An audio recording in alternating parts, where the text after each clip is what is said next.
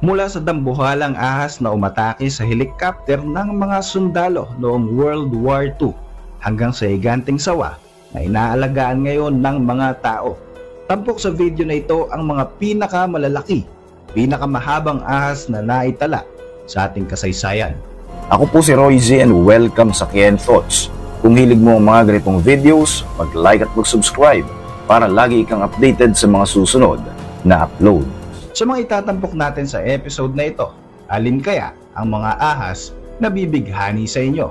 I-like mo na rin ang video na ito bilang suporta at mag-subscribe ka na rin para lagi kang updated sa mga susunod natin na mga upload. Number 7. 33 feet anaconda. Nadiskubre ng mga construction worker ang higanting anaconda na ito na may habang 33 feet sa isang construction site sa bansang Brazil. Ang higanting anaconda na ito ay tumitimbang ng halos 400 kilos at tila ba nabulabog nang pasabugin nila ang isang bahagi ng dam sa lugar na ito. Doon na nga ito nahuli ng mga tao. Isang video pa ng dambuhalang ahas ang umikot sa internet. Kuha di umano ang video footage na ito ng mga construction worker.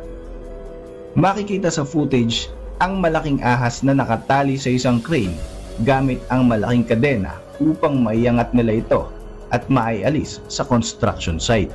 Samantala, hindi naman malinaw kung buhay pa ba ang anacondang ito dahil base sa video, tila ba flat na ang ulo nito at hindi na gumagalaw ang ahas. Maraming mga internet users naman ang nagbigay ng simpatya sa hayop na ito at kinundi na ang ginawa ng mga construction worker na hindi na raw naawa sa naturang hayop. Number 6. Brazil River Anaconda. Isang dambuhalang anaconda naman ang nakuhanan ng video habang ito ay pilit na hinuhuli at inaangat mula sa tubig ng isang mangingisda. Mapapansin na tila ba sinusubukang lumayo ng higanting ahas mula sa grupo na nakasakay sa bangka. Makikita din ang malaking tiyan nito, indikasyon na kakakain lamang ng naturang hayop. Kitang-kita sa video na makailang ulit na sinubukang kantiin ng lalaking ito ang naturang ahas gamit ang kanyang sagwan, habang ang pobreng anaconda naman ay hirap na hirap gumalaw pero pinipilit pa rin itong makatakas mula sa mga tao. Sinubukan pang hilahin ng 2 beses ng isa sa mga sakay ng bangka ang buntot ng ahas na tila ba nagmamalaki sa kanyang mga kasamahan. Nag-viral naman sa internet ang video footage na ito na talaga namang nagpainit sa ulo ng maraming internet users. Ayon naman sa local media news outlet, sinabi nila na pinagmulta ng tig $600 ng mga environmental police ang 3 sakay ng bangka dahil hindi raw magandang ginawa ng mga ito at ito ay labag sa Animal Protection Act ng kanilang lugar. Naharap din sa 18 months imprisonment ang 3 ito dahil hindi ka pala pwedeng maghunting ng mga wild animals sa lugar na ito kung wala kang lisensya mula sa gobyerno. Number 5. Nabaw Serpent. Ayon sa legend o kwentong bayan ng Iban people sa Borneo, ang nabaw ay isang legendary serpent na maikukumpara mo ang bilog ng katawan sa malaking drum, habang ang haba naman ito ay aabot daw ng 100 feet. Di umano, may mga sightings ng naturang ahas noon sa Bale River sa Malaysia noon pang 1950s. Ang ahas na ito ay may halin tulad mo raw sa mga python, subalit mas malalaki at mas mahahaba ito kumpara sa mga modern day na mga sawa. Ayon sa paniniwala ng Iban people, mayroong kapangyarihan ng ahas na ito na kapag nakita mo nga lang daw ay magbibigay sa iyo ng habang buhay na swerte.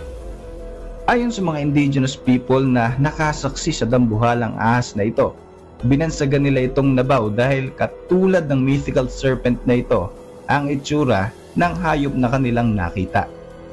Ayon pa sa mga kwento, marami pang sightings ng nabaw sa mga lugar sa Sarawak at maging sa Africa at Sri Lanka.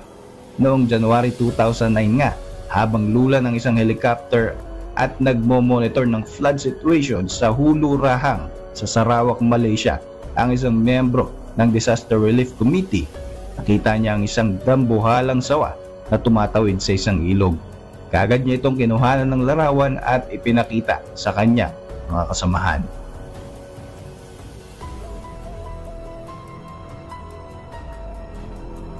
Number 4. Medusa. Noong 2011, naitanghal bilang longest snake in captivity sa haba nito na 25 feet and 2 inches. Ang reticulated python na si Medusa ay naalagaan ng Full Moon Productions at isa sa pangunahing atraksyon sa Edge of Hell Haunted House sa Kansas City, Missouri.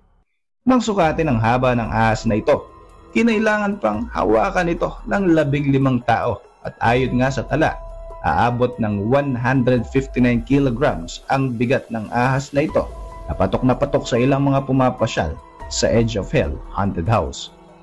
Noong taong 1912, ayon naman sa record ng Natural History Museum, ang pinakamahabang reticulated python ay may sukat na 32.8 feet o nasa 10 metro ang haba.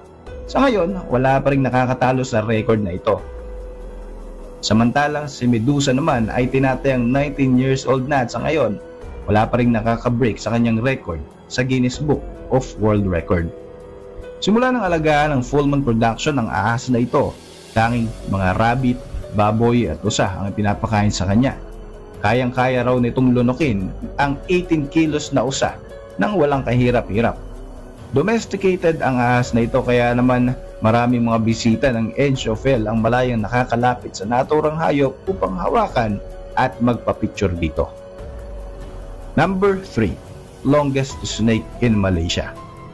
Isang higanteng reticulated python pa na may haba na 26 feet o 8 meters, may bigat at 250 kilograms ang nahuli noong 2016 sa isang construction site sa bansang Malaysia. Natagpuan ng mga construction worker sa isang putol na malaking puno ang ahas na ito sa Penang Island. Hindi naman opisyal ang ginawang pagsukat sa ahas na ito pero sa kanilang tansya, mas mahaba at mas mabigat ito kumpara sa record ng Guinness Book of World Record na si Medusa.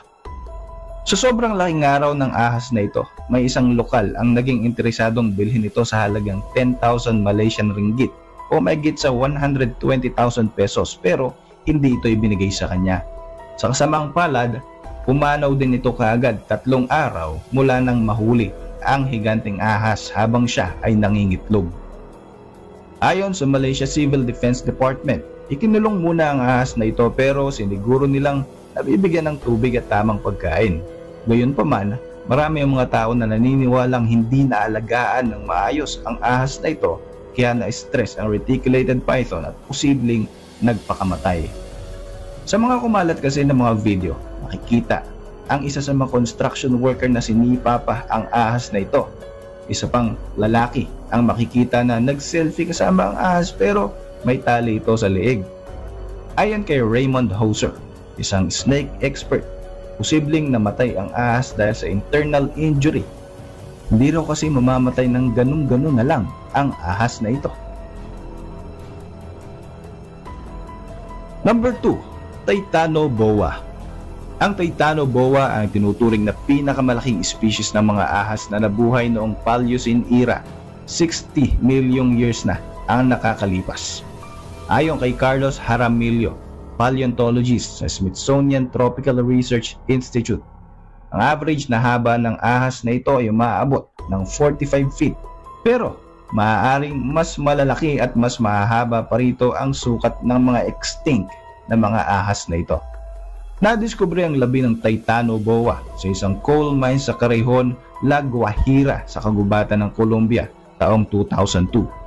Maraming nadiskubre ng mga fossils ng Titano Boa hanggang sa matapos ang expedition ng grupo ng mga scientists noong 2004. Naniniwala sila na maaaring ang Titano Boa ay kamag-anak ng mga boa constrictors ng ating panahon.